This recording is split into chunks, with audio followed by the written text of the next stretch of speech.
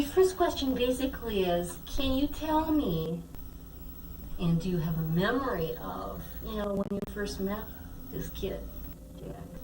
Oh yeah, I remember the day he walked up. We had just pulled into a place called South Bend, Indiana. It was a carnival there, and was setting up what we had as a guerrilla illusion show. And Jack and 3 of his buddies came by looking for work. At the time, I paid like $5 a day for setup help.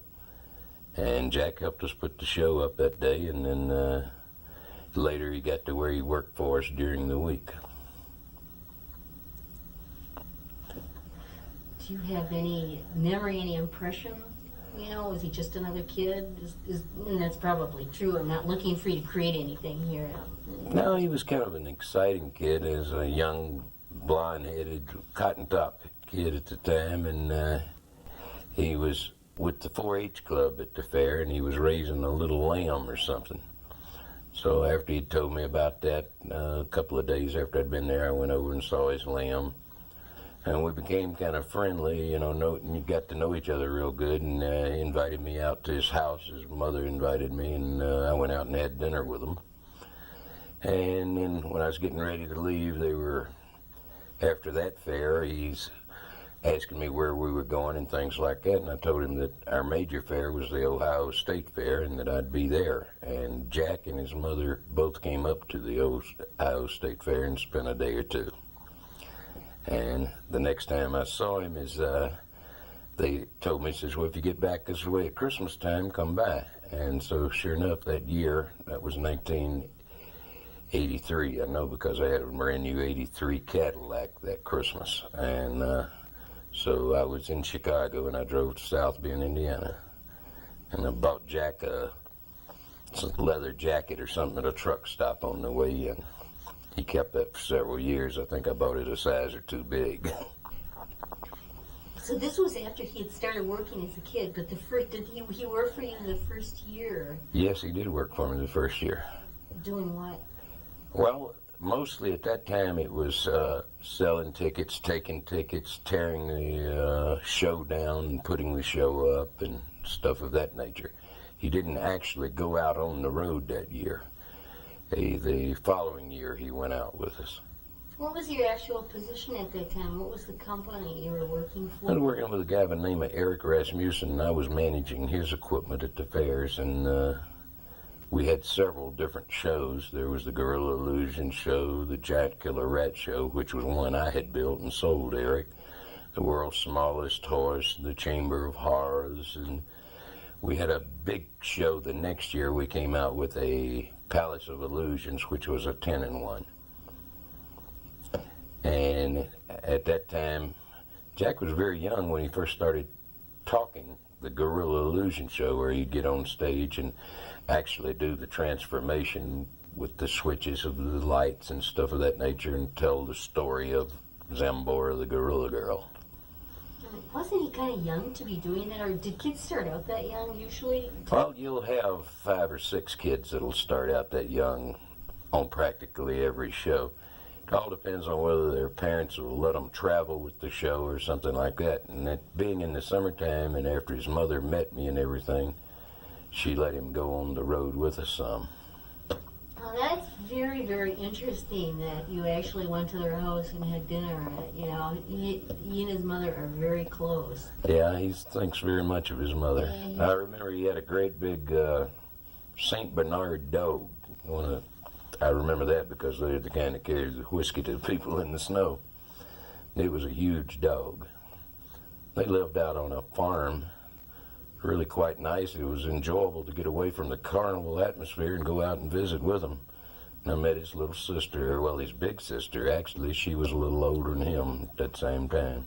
So how old were you at this time, I'm thinking? Oh, I'd say I was about 33.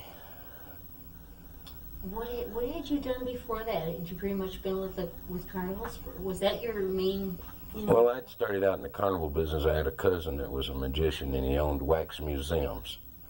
And I had some arcades and grocery stores down in Mississippi, and he came into Memphis, Tennessee, and was showing up there. And I went up and liked his operation, and I worked for him that year I went on the road with him, and then I bought some of his equipment and started out on my own. And then after meeting Rasmussen, I sold him some of my equipment and took over managing his equipment for him because he had the bookings for the bigger and better state fairs. Was that Eric's only business at the time? Was pretty much fairs? Yes, the carnival business was his fair at that time. So he had the carnival, and then he went into the auction business in Las Vegas after that, pretty much. That's right. We met a man in Phoenix, Arizona, a guy by the name of Marvin Wolf, that was in the auction business, and we saw the auction ourselves, and because of the enormous amount of money that it generated, Eric liked it, and Eric came up to Las Vegas to Circus because we knew Jay Sarno had the Gorilla Illusion show already in there, and told him about the auctions, and made a deal to put the auctions in there. In fact, Marvin Wolf came in as a partner at that time, and then there was a little friction, and Marvin went his way, and Eric continued on in the auction business. Oh, this is fascinating. Okay, let me make sure I'm getting this straight now. Okay, so Eric and you were running the carnival shows. Correct. And then in Phoenix, you ran into Marvin Wolf, who's doing the pitch at that time? Right. He owned his own auction truck, and he had 2 or 3 pitchmen working for him. Auction truck, meaning it was a traveling truck? Yeah, it was. Yes, it had a stage folded out on it, and they had a tent that went out for the people to stand under and Where stuff were like they that. doing it? Right on the Phoenix Fairgrounds. Oh, okay, so it was fairs. Mm-hmm. Well, see, I've read about jam auctions with the circus midways, actually, 30s, 40s. Right. Do you have any sense of any history of that particular auction pitch? Because that's something that's really hard. Well, it goes all the way back to when they had wagons, and the people would drive wagons from town to town, and the men would go out and start to make what was called the sales pitch. And at that time, it was more of a simulated con. It was half legit and half bogus, I guess you'd say. They used to have a thing they called a gazump, and that's where they would take a watch and actually be able to sell 2 instead of 1, and then they'd holler gazump, and they'd just zoom out of there with the wagon. Oh, that's good. Excuse me, I'm going to pause just a minute. Did we do a sound check? Yes. Oh, good. You always want to make sure the mic's working. Yeah, I usually pick up pretty good on No, tape. that's not. It's a question whether the battery's working. Oh. It happens sometimes, so I just want to make sure. Remember Jack talking about gazump, and you didn't explain it to me. No, this is really fun. Jack has talked about Marvin Wolf as well, at the point at which he was on 60 Minutes, you know. Mm-hmm. Oh, pizza stuff, but that was much later. we even used to joke about Jack being the son of Wolf because he has a jawbone that would extend similar to Marvin's, but Marvin had a bit of a stutter, and Jack never had that. Jack does talk awful fast, though. I've got Jack on tape imitating Marvin Wolf stuttering. He's really funny. Just remembering that. Oh, yeah. Yeah. Well, Jack used to mock him some when he was first getting into business. I think he told me that he got run out of a couple of fairs because they thought he was Wolf's son. Yeah, that's true. Well, so many of the people in that business operated it much more of a con than what Jack did. Jack took something that was similar to a con and cleaned it up. It's a business where back in the early stages it was selling kind of inferior merchandise for exorbitant prices. Jack, because of his good buying ability that he's developed, is able to give people a fair dollar for their, or fair merchandise for their dollar, and then he also, the entertainment of just watching him work himself, I mean, it is a show. In fact, that's a lot of what the theme of this piece is about the adaptation that's necessary, you know, to keep it going, and it needed to be adapted. I mean, first off, just functionally, probably couldn't continue to do it the old way because of the change, which is something I'd sort of like to ask you about. It's a little out of order, but what the heck, sort of like, you know, how things have changed on the midways fairs from when you were working them in, let's say the 60s, that would have been, you know, to the 90s. Like when I went back to my hometown fair, it felt like it had changed enormously. I hadn't been there for 15 years. You know, and whether you think these changes are good or bad, in my own opinion, is maybe a little bit of both. But there are some losses, aren't there? Yeah, there really is. You don't see as many of the side shows anymore. Certain states have passed laws where you can't show human freaks and things of that nature. Now, a lot of people, like they have the Siamese twins and stuff like that, some people feel, you know, it's bad to put them on display and this, that, and the other. But in a position like that, they can go in and be in a carnival show and accumulate a pretty good wealth in their lifetime, whereas otherwise, in their condition, they would have been on welfare. So, and it is something to see, because it is an oddity. It's something that doesn't happen every day. There's a lot of things. We've had two-headed bulls, two-headed babies in jars, and a lot of states passed. They didn't think that was good. And we had a tattooed dog one time, and the SPA thought that was bad. But actually, that dog had came from the SPA, and what had happened, some sailors had tattooed him, and the SPA was going to put him to sleep, and that's the reason my friend bought him out of the SPA, or got him out of there, and he treated him like a king. He made a movie star out of him, or a star anyhow, a circus star. Henry the tattooed dog.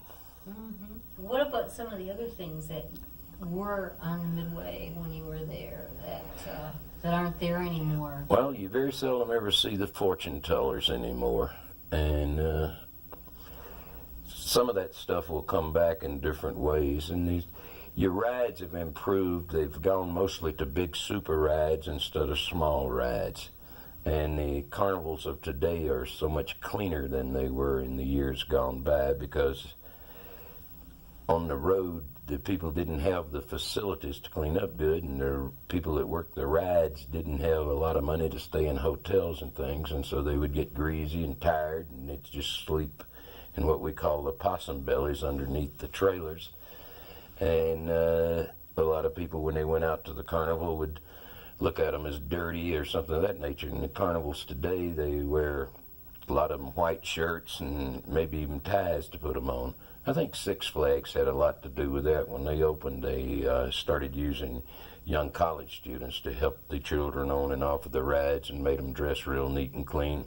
The carnival business picked up that act, even though we did have some carnivals that were real strict for dress and things back in those days, like Straight Shows. He was an ex-Marine, and he wanted all of his people neat and clean all the time, and the rest of the carnivals have followed. I want to know about the giant rat. What the hell was the giant rat? The giant rat was originally a capybara that came out of South America. It would grow up to weigh 350 or 400 pounds. And we advertised it as a showpiece. We would elaborate on it, say these giant killer rats are more feared than the sniper's bullets, you know, from the sewers of Paris, France, and from Vietnam stuff. And then a lot of people say, well, that's fraud and this, that, and the other. But when you go to a carnival, it's an entertainment. This is my view of it, just like if you go to a movie. What you see in a movie is not necessarily true. It's fiction. And when you see stuff in a carnival, some of it's fiction, some of it's true, some of it's leisure domain. Nicely put. Nicely put. Going back to the first year that Jack went to work for you, where he traveled with you in the summer. Well, before we do that, actually, one of the things, a couple of the people that I've talked to have used the phrase, a hard way to make an easy living. Well, it's really true. It's got a lot of pleasures and up and downs to it, but you make work all night, all day today, and then tear the show down tonight, and then drive 2 days to your next location and set the show up without very much sleep or rest. And so that part of it's trying and hard. And then, of course, you're dealing with the public, and you're going to have some friction there from time to time, no matter how good a personality you got or how easygoing you are. You had a family at the time that you were managing the carnival. Actually, I got married the year after I'd met Jack, and the next time I showed up, I had my wife with him, and the year after that, I had a little daughter, and I had her on the carnival, too. In fact, I can remember when we were playing Wisconsin, and we didn't have a shower facility in our show, and we were staying in the show. The hotels were booked and everything, and I bought a big garbage can. We filled it up with hot water, a great big plastic thing, and we got in there and bathed and stuff of that nature. Just just being on the road that much. It's very hard, isn't it? That's true. In fact, there were times when I stayed on the road all year round. I would, there are carnivals all down through Florida and Texas to where you can work almost every week if you want to. A lot of times I would come back to like California, and we would take some of the shows and work swap meets on weekends to make money. Base in those days? Yeah, at that time we had a home base in California.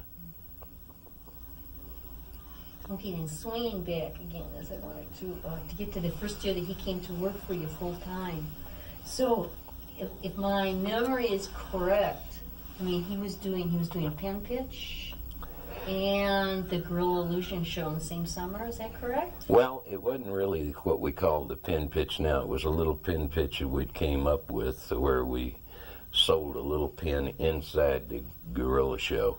You had a captive audience waiting for the show to start, and so you could get up and start with a piece of paper and say, you take this into a dark room with a bright light and look at the black dot, and you'll see what Johnny saw when he peeped through the barn door. And along with that, you're going to get either a gold watch or a ballpoint pen or a piece of candy. And what you do is you throw out one little watch, what we call one-lungers. They were just one-jewel watches. A lot of them worked good. And then the rest of it would be candy and stuff. Sort of like gambling in Las Vegas. Now, how old was he when he did the Gorilla pitch? I'm going to say he was probably 14 by then.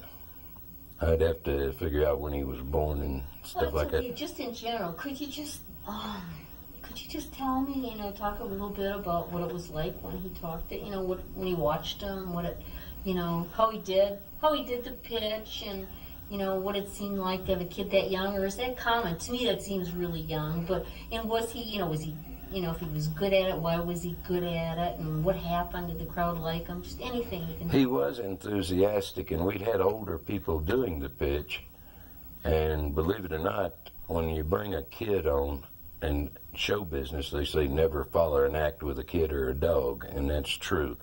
When you brought a kid on and he was doing the talking, the crowd liked him a lot, and they were amazed that he could even do all of that.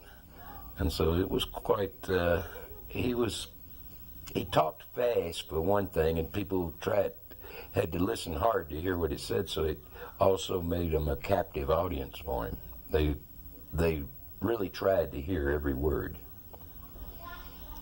Yeah, never follow a dog or a kid act. That's right. Mm-hmm. Yeah, the illusion show that I seen in the movie, it was an older guy, and to me, it didn't have nearly the appeal of the. I don't know. It's kind of interesting. Well, if you even had a high wire act out here, and a man 35 years old walks across the high wire, everybody applauds, and it's great. But if you take a kid 7-year-old and he walks across there, oh man, the crowd would go wild. Of course, you're going to get the ones that would complain that you're extorting the kid. So he's kind of like a child actor. Absolutely, it is just like acting. It's a performance you put on, even in the work he does today. Oh, that's for sure. That's for sure. It really is. Okay, let's see here. Chad, you can if you. How long did it take between? You started out just having him set up, right? Uh-huh. And it sounds like something. You would hire people from town to town. You'd hire kids to help you set up or help you tear down, whatever. Mm-hmm. But it seems less usual for you to take someone on in his capacity. Well, that's very true, but it's just like anything else. If you were raising greyhound dogs and you took them out there and one outrun the rest, that's the one you'd be wanting to make a racer out of. And so Jack showed a talent for doing things, and he took instruction really well, and so you could move him from almost any position. A lot of people would argue that he wouldn't be able to do this or he wouldn't be able to do that, but I'd put him out there and he could do it, and he could do just about anything that we sent him to do. That's true. Well, you had a big impact on him. you seem to have the talent to give him a real sense of confidence in himself. Well, I guess I did really, but you know, I was kind of a storyteller, as we use the word bullshitter if you want to. And Jack was fascinated by the stories and things that I told, and he would hang around even after the show was closed with the other older guys that were sitting there maybe having a few beers and swapping jackpot stories, and he would hear all those things, and they amazed him. Like the story about when you were a pre-med student? That's right. That was the one that his mother told him, says, I've got to meet this man and bring him home to dinner. Will you tell us the story? Well, it's just, you know, as a young man, I wanted to go through college and be a doctor. But there was an automobile accident that I wasn't the driver. The driver couldn't breathe. And I took a piece of glass and cut his throat and put a straw in it so he could breathe. And he later died of an infection, and they tried to prosecute me for it back in Mississippi in those days, and so I knew I'd never have a chance to have a medical license. And I went into pre-law and studied that for a while. Then I got in the carnival business, and that's a lot more fun. I remember the first time you told me about that. What about the ballet for the illusion? Would you mind how did that go that you started telling me the ballet before? And I actually remember it from the movie. How does it start, ladies and gentlemen? Which illusion are you talking about? For the gorilla illusion? Yeah. Well, we used to ballet it by microphone, and then we eventually got to where we made a tape and put on it. We'd walk out and maybe say, may I have your attention, please? May I have your attention, please? Please, everybody, step right over here. Move in close so you can hear what I'm saying. We're going to take a young girl. Her name is Zambora. She's from Nairobi, South Africa, which Nairobi ain't even in South Africa, but we didn't know any better at the time. And you're going to watch with your very eyes as you see the hair begin to grow on her body. The eyes sink back in her head. Her nostrils enlarge until she's a 350-pound ferocious female gorilla. Now, she will scare the yell out of you. We don't want any pregnant ladies, or if you're weak at heart, do not come in. And it just continues on like that, just more stuff to get people interested. And now's the time, the curtain's open, and get your tickets, get on in. We can only take a few, and you'd hold a few people back out so that make them want for the next show, and it would help build the tip for the next show. And then when we tell them you're safe at all times, she's behind an electronically steel locked gate. Well, during the show, after you went through the part of changing her and stuff like that, we just say, gorilla, gorilla, gorilla, gorilla, gorilla, Zambora, wake up. And she'd be a gorilla right there in front of your eyes, and she'd come up and she'd shake the bars, and everybody kind of scream in the tent, and all of a sudden the gate would fall, make a loud noise. The people would go running out into the midway, and then everybody on the carnival would come to see what was happening. Near as you know, is that operating like that anyplace anymore? Oh yes, there's still a few gorilla shows around. Where? Some small carnivals and things like that, and I expect that even some state fairs may have them now and then. The insurance got really high on them because we had cases where people would trip and step on each other and stuff of that nature. In fact, the insurance got so high in the carnival business, it put a lot of small operators out of the business. I'd be sort of interested in knowing just about the basic economics of the actual kind of business that Eric Rasmussen was in, that you were managing, you know, and how easy that was, how hard or easy it was to make that work. And okay, so you managed his operation from when to when, roughly, in that one decade? Yeah, more or less. Well, what happened is Eric had stayed in Vegas to open the auctions and run them here at Circus, and we started selling off some of the equipment, and what was left, we needed the gross or the money from it because of our gambling habits, so I took all the equipment out on the road. Eric had been a tremendous carnival operator. He'd done very well in the business and created a lot of equipment, and had the highest grosses on the roads. And even with the gorilla show, we outgrossed some of the big rides a lot of times. More people would come in to see it. So why did he quit doing it? Because the auction business produced more of an income. And he had a more stable life. He could stay home here in one town and stuff, and he'd grown a little tired of the road. Okay, that really makes a lot of sense. I Mhm. can see that happening like that. So when did you first see the auction? In Phoenix that year. Oh, you saw it. And it was probably in 71, was close of 71 or 72 when I saw it. Can you tell me at all about some of the people you've seen do it, and or even just talk about a couple of them, like you mentioned, a couple who are here now? Oh, well, some of the great ones was a guy by the name of Vinnie Leonardo, and we had Wayne Garrison, and Wayne Garrison's still here in town, and a guy by the name of Billy Blum. And we used to have pitches, sometimes it'd be $4,000 or $5,000 even, just in a 45-minute time for taking them in. And that's a lot of money if you do that 6 or 7 times a day, especially in those years. Money in 45 minutes. Usually the 45 minutes to an hour. Some of them can stretch up to an hour, 15 minutes or something. Well, how do you think it is? Were most of the pitches in Vegas in those days that short? Because Jack's is always 2 hours long.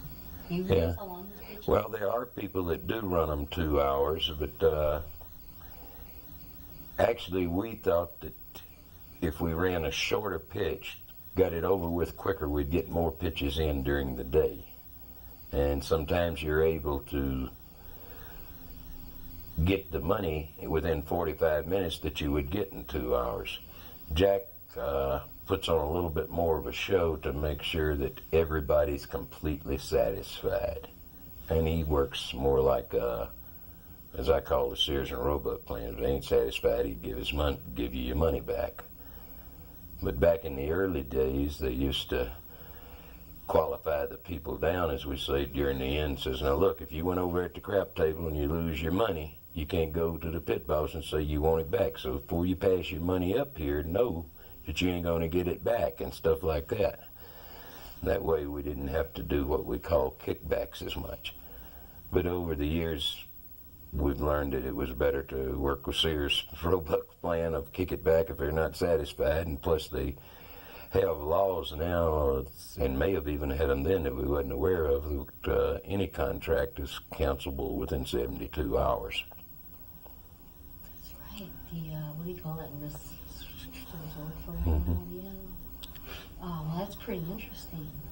Let's go back also to what you were talking about earlier about how Jack's skills as a buyer. It's one of the reasons we're here, was to show him buying, that aspect of his business. And these other guys you were talking about are pretty much in another generation than him, aren't they? Yes, Or definitely. even 2. Yes. So, near as I can tell, I've seen, who have I seen? I've seen a guy named, he worked with in New Orleans, who's sort of his age. No, not Bob. I'm talking about who did the actual auction pitch. Keith. It's just gone out of my head entirely. But I know he's one that he worked Ed. with. Ed. Is Yeah. it Eddie? Eddie, Yeah. whoever. I've seen him work, and I mean, he's not a patch on Jack. Right. You know, in terms of the entertainment. Right. Well, he hasn't been doing it as long as Jack either. But still, I mean, the basic charisma, they just ain't It's a there in the different same thing, way. right. Different style. And I've seen Billy Thurston do the magic act. Billy Thurston used to do pitches too, occasionally. I never saw him actually do the pitch. The first time I saw Jack, he was opening the show for him. He was building the tip. Billy used to do pitches a long time ago. He just, as he got older, he just didn't want to work because, I mean, when you stand up there and talk for 45 minutes or 2 hours, it's strain on your vocal cord and your whole body. Yeah, and sometimes Jack does 3 in a row. Oh, yes. So you have to be a maniac for punishment. Well, that was a lot in his training, too, because we were greedy at the time. We used to try to get in as many pitches as a day as we could. And when Jack was younger, he did a lot more in a day's time than 3. I've seen him do 3 in the morning, come back and do 3 in the afternoon, and call him on the phone, have him come back 3 that night. It's quite strenuous. That's right, and he has commented on that a number of times, like it was like a mill. That's right, but you see, that all helped him because it's just like a race car driver. And I didn't know this until I went down and drove one of those little toy racers. I didn't know you had to be in real good physical shape to be a race car driver. You think you're just pushing on a pedal and turning his steering wheel, but if you drive around a track 4 or 5 times, you'll be sore if you're not in good physical shape. The same way there, Jack hadn't have had the background of